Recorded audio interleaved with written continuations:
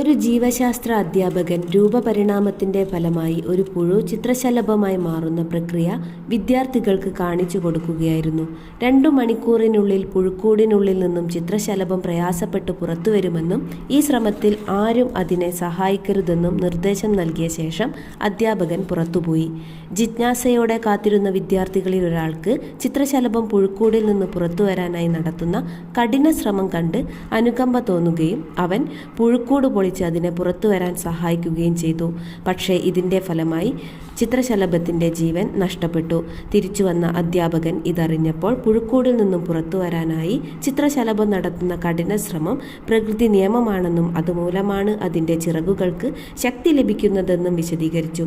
ചിത്രശലഭത്തെ സഹായിക്കുക വഴി അതിന് സ്വയം ശ്രമിച്ച് ശക്തി നേടാനുള്ള അവസരമാണ് ഈ വിദ്യാർത്ഥി നിഷേധിച്ചത്. ഈ തത്വം നമ്മുടെ ജീവിതത്തിലും പ്രസക്തമാണെന്നോർക്കണം.